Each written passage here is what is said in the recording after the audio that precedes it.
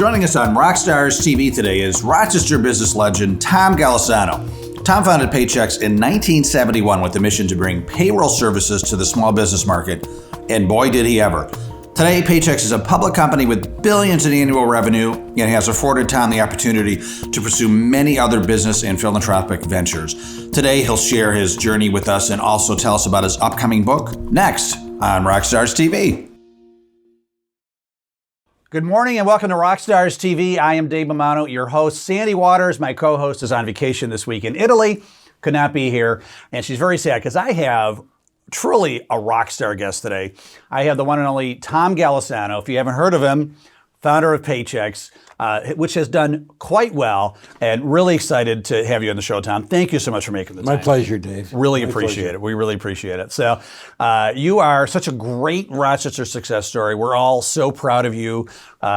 People call you the modern day George Eastman because you've done not only created an incredible company that's so successful with tons of employment. You've been very generous as well with helping the community out with donations and charitable causes. Mm-hmm. And so I know that, whenever I hear your name, people are smiling. So thank you for doing what you're doing and doing what you have done. We appreciate that. Very nice of you to say so.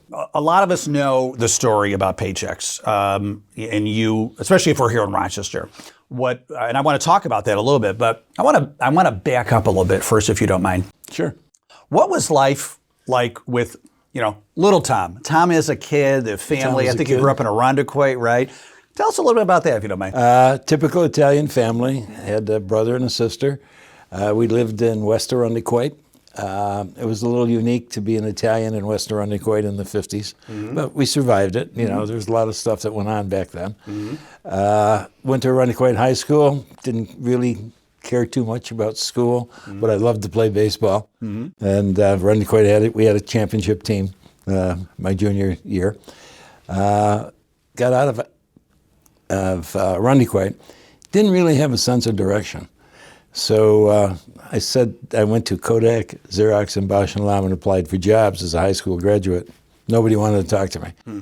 So I come and see my father, and I said, Dad, what do you... And he says, let me see if I can help you. So he got me a job at Lincoln Rochester Trust Company, which is now Chase Bank, mm-hmm. down in the vault counting packages of money. Hmm. In other words, when the big department stores, and there were big department stores back then in downtown Rochester, right. when they sent in their cash deposits, we had to verify the amount of cash that it equaled what their deposit ticket said. Mm-hmm. So all I did all day long as an 18-year-old kid was count money, right. 1s, 5s, and 20s.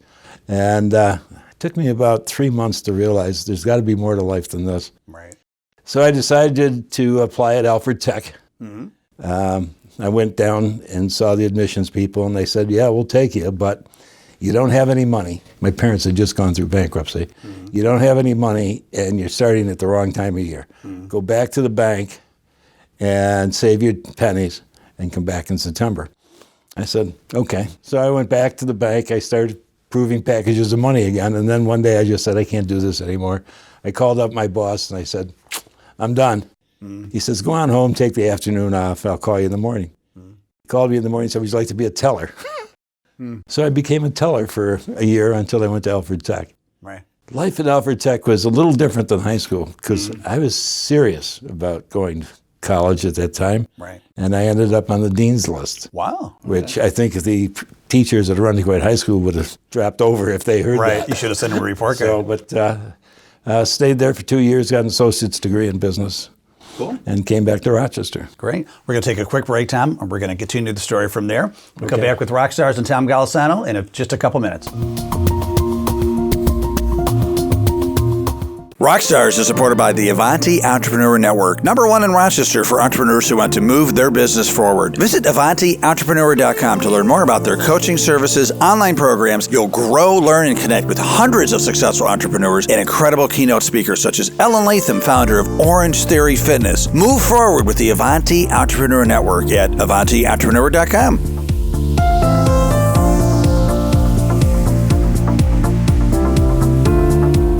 ROCstars TV is supported by St. Bonaventure University. St. Bonaventure is a place where more than 2,000 students are becoming extraordinary.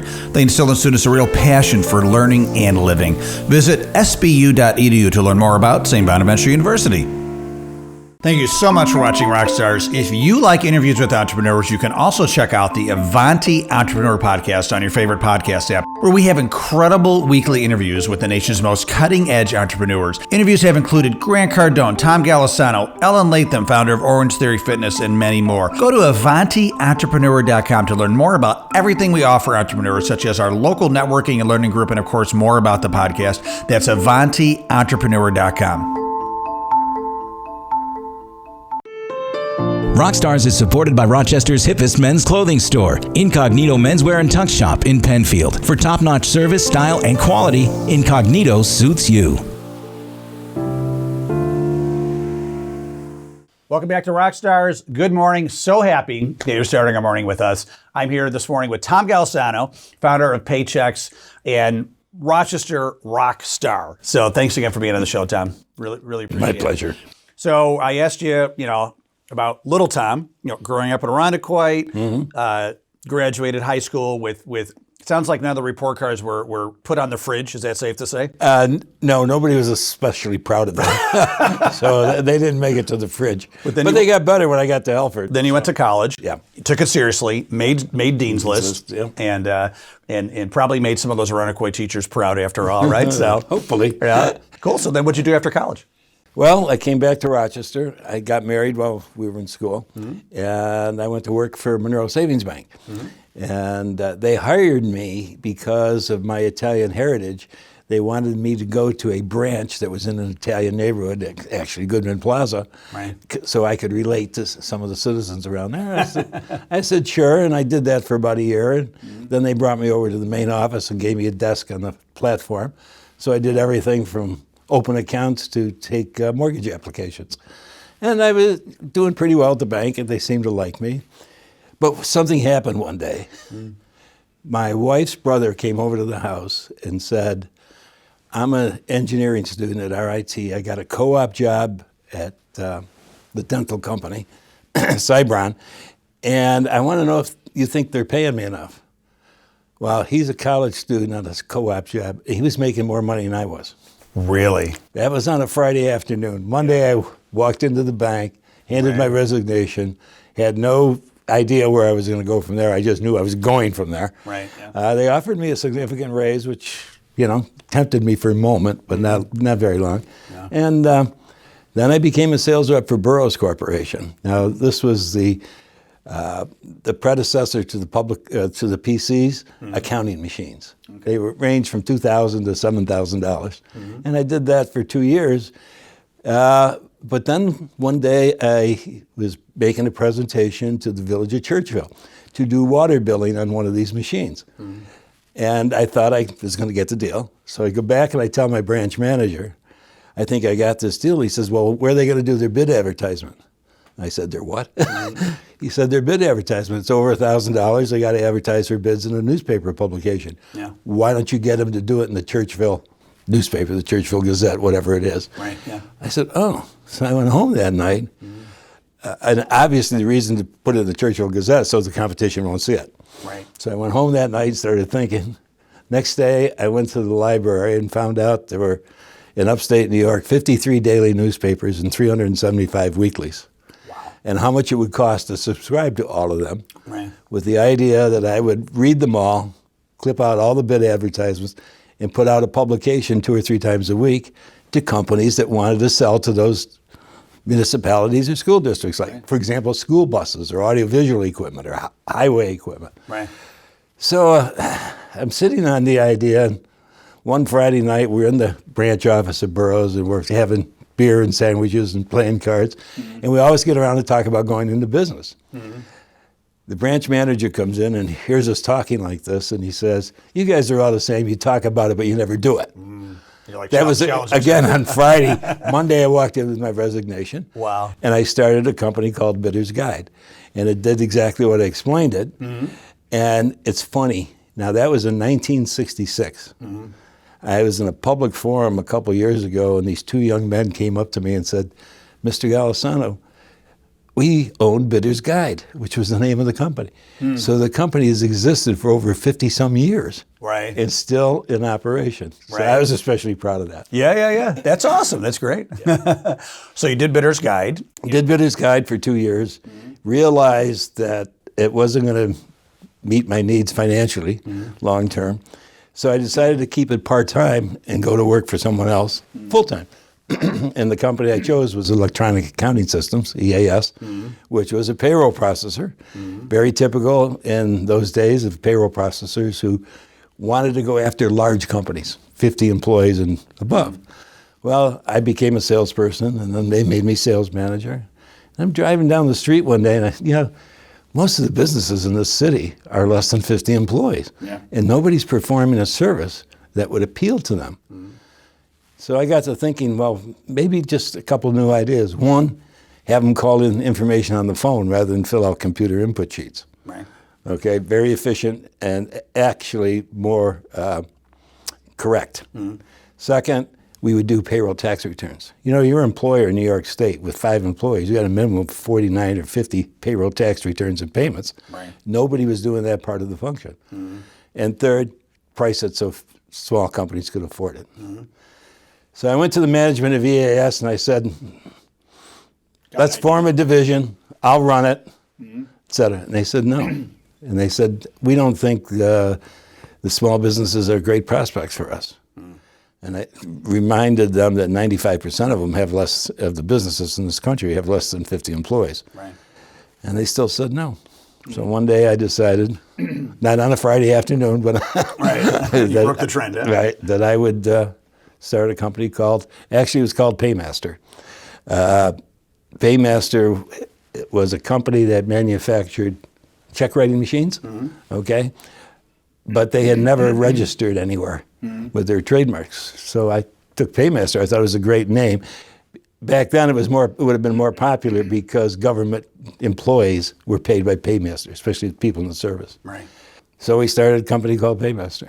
That 1971. We're going to take a quick break, Tom. We'll be right back with ROC Stars. Tom Golisano, thanks for watching. Be back in a few. ROC Stars is supported by Hazleton Auto Mall. Hazleton Auto Mall has been proudly serving the Rochester, New York area since 1920, conveniently located on the corner of Fairport and Marsh Roads in East Rochester. Shop 17 acres of new and pre-owned vehicles, all in one location. Shop 2,000 new and used vehicles, including 6 out of the top 10 best-selling new vehicles in the greater Rochester area. Hazleton Auto Mall, a 4th-generation, family-owned company in business for nearly 100 years, only 15 minutes from the city of Rochester and just off I-490. The Consolarium Group is a proud sponsor of ROC Stars TV. Based here in Rochester with over 150 years of combined experience, please consider us for all your employee benefit needs. Welcome back to ROC Stars. Thanks for waking up with us. Really appreciate it. Today on the show, we have Rochester great rock star Tom Golisano. Tom, thanks again for coming to the show. You're more than welcome. So we're hearing your story, I'm going to say young Tom, growing up, high school, college, and then, starting what was originally called Paymaster. So tell us what happened from there. Started in January of 1971. Gary Muxworthy was my first client, Muxworthy Ski House. I know Gary, yeah. Gary and I were classmates. First client, huh? Oh, yeah, all through great? Junior high school. And boy, he needed the service. He did, huh? Yeah. So he was our Typical first client. So for a 4-year period, it was me and 1 or 2 employees here in Rochester doing payroll processing. It was a new concept for small businesses to begin with. Now, large businesses had heard about it, but not the small companies. So it was a little tough getting started. I remember my goal was to get 60 clients, which was kind of a break-even point. Yeah. So I sent out 3,000 pieces of direct mail in January of 1971, hoping I could get 60 clients. I got 6. Oh my God. Okay. What were some of the objections you were hearing? Just that it was a new concept. We do it ourselves and we could continue that. Well, it's not only that, but why would we give it to somebody else who we don't know Right. and can't trust? Yeah. Okay. But what we did is when we sold the client, we would talk to their accountant. Okay. And then we'd tell the client what we were doing, how we were making the accountant's life easier, and then it started to generate referrals. And but the first 4 years were tough. It took me 4 years to get our first 300 clients. Okay. Just knocking on doors. Yeah. Yeah. Now we sell 2,000 a week. Wow. Which is a remarkable number. Just developed a sales machine, huh? Yeah, so got it up to the 300 clients, and I was making a living. And one day, a friend of mine, Phil Wareheim, who I had hired at EAS, came into my office and said, "Tom, it looks like you're going to make it." And he says, "I'd like to get involved." I said, "Well, what do you have in mind?" He says, "Well, I don't know." I said, "Well, I'll tell you what. Why don't we open branches in Buffalo, Albany, and Syracuse?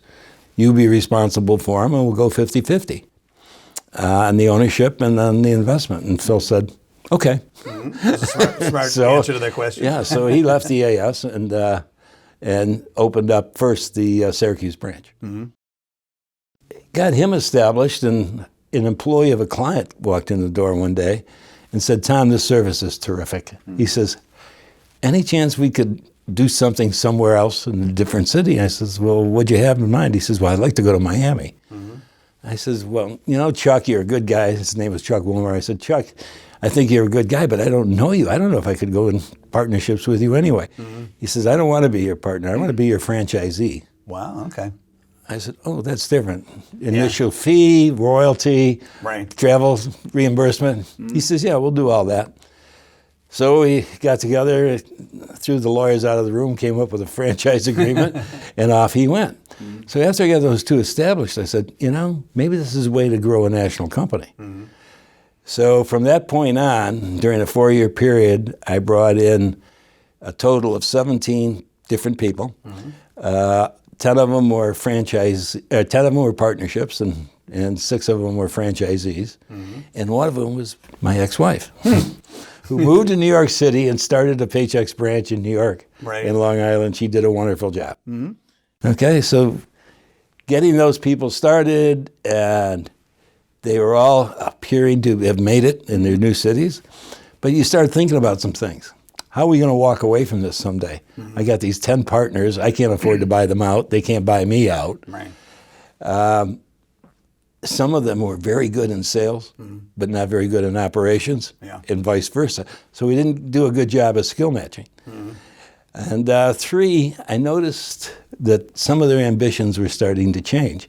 Some of them were very ambitious and were opening multiple offices, and the other ones wanted to rest on their laurels, which meant that some cities were going to go untapped.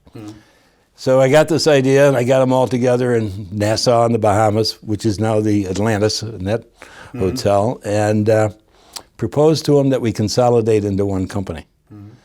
Of course, they didn't react very well. Golisano, you told me I should be an entrepreneur and have my own business, my own, be president and so forth. I'm picturing like 12 Angry Men type of scene, right? Well, it was 17. 17 Angry Men, and a woman, right? But after talking about it for a day and a half, and I had sent out some information ahead of time, which made it a little softer. So we sat down for a full day and talked about it, and then on the next morning, I remember it was a Friday morning, we came in, we were all at a big table, and I went around in the room. I said, "Yes or no? Are you in or not?" And they all said yes. Now, the hard part was determining how much stock each one was going to get in the new company. And we did a pretty good job. I had some help figuring that out. And everybody in the end thought it was pretty fair. So away we went. And all those 17 people, I imagine, have done quite well since then. Yes, although 5 of them haven't done well because they went on and did other ventures and were not successful. Oh, okay. But they did well with Paychex. I hesitate to say this number, but the lowest percentage owner, I think it would be worth $200 million. Wow. Right. The lowest one. So it was a good decision for them to say yes. Yes. Now, there were some negatives, because when they were in their own city, they had a presence that they wouldn't achieve as a vice president of Paychex, but as president of local Paychex. Right. It was very much an ego thing. Yeah. And also, now they had to look at manager reports that compared their city to the other cities. Right. And we didn't have that before. Yeah. And and then also, I couldn't have 18 people reporting to me. Yeah. So I had to promote some over others. Right. And that was not always a clean, happy situation. Yeah, the whole human nature Actually, that 5 years from the day we consolidated to the day we went public was the toughest 5 years for me. Yeah. Just trying to keep everybody happy and that was like the kind of the emotional part of the business, right? Very emotional part. Yeah. So Tom, we're going to take one more quick break, and we'll be right back with ROC Stars. ROC Stars is supported by Alliance Advisory Group. Whatever vision you have for your business and financial future, it takes the right planning to make it happen. Over the course of many years of helping business owners, Alliance has learned firsthand what works and what doesn't work. They offer a proven process that provides the framework to uncover opportunities, maximize results, and put you on a solid path to achieving what is important to you. Call Alliance today to learn more about getting a customized plan at 585-264-1111.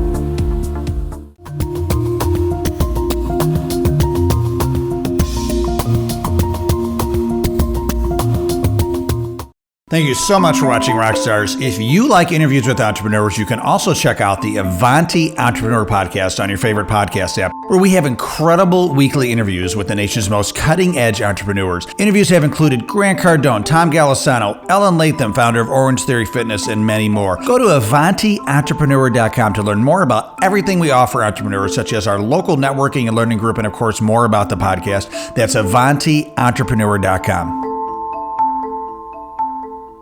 ROC Stars TV is supported by the law firm of Woods, OVIATT, and GILMAN. As a full-service law firm, they are able to specialize in the needs of founders and entrepreneurs. Visit woodsoviatt.com to learn more about how they have mastered the art of representing people.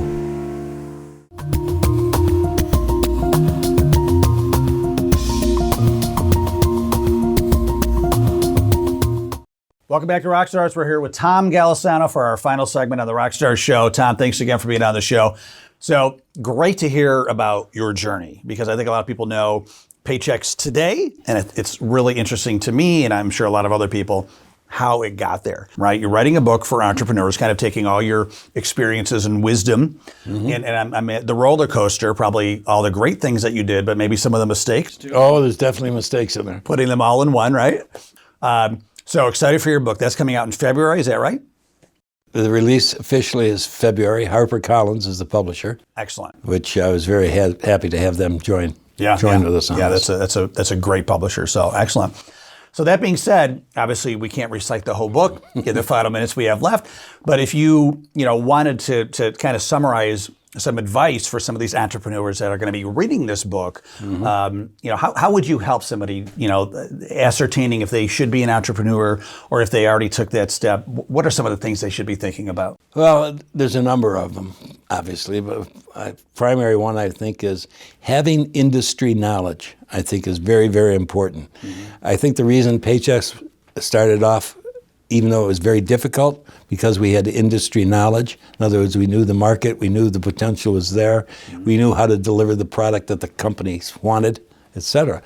Industry knowledge. You hear all the time people going into business, and they go into something they don't know anything about. This most simple case of restaurants. Restaurants are very difficult to run. Right. And without industry knowledge, having worked in one, at least some part of the time, it can be very, very difficult. So I really lean on industry knowledge. The other thing I lean on a lot is cash flow.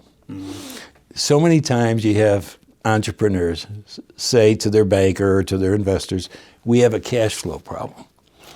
Well, if you look beyond the skin, the onion skin, you find out you don't have a cash flow problem, you got a sales problem. Okay, and almost every entrepreneur that I've been involved with always overestimates their ability to sell their product, especially in their early days. And of course, when they do their projections, if they set a sales number and it's not achieved, they have a cash flow problem. So sales and sales management, I think, are very, very important aspects of running a business. And I think it's an area where any entrepreneurs get into trouble. Third, it helps to have a family environment or a household environment that's behind you, because it's not easy. You're going to make sacrifices. The rest of the family may not appreciate those sacrifices, and they may not understand what you're trying to accomplish and how important it is to you and the family. So having a supportive family is very, very important. And then fourth, believe it or not, how to handle success. Many entrepreneurs can go astray. New fancy cars, new houses, vacations, And then they also get excited about investing in other ventures, which is fine. But my words are, if you're successful once, don't bet the farm. Right, yeah. Okay, so that's some of the lessons in the book that I think people will find interesting or entertaining. Excellent. I can't wait to read it, Tom. Thank you so much. Really, really appreciate it. Yeah, and wish you continued massive success because you're still doing great things. Well, we're trying. Yeah, excellent. Thanks again, Tom. Okay. And thank you for watching today, ROCstar. Join us here the first Sunday of every month on FOX Rochester at 5 a.m. and the CW Network at 11:30 a.m. Next up, on February 2nd, we interview Brian Ray. Join Sandy Waters and me, David Mammano, as we talk with Brian about his company, Gorbel, and how he got started.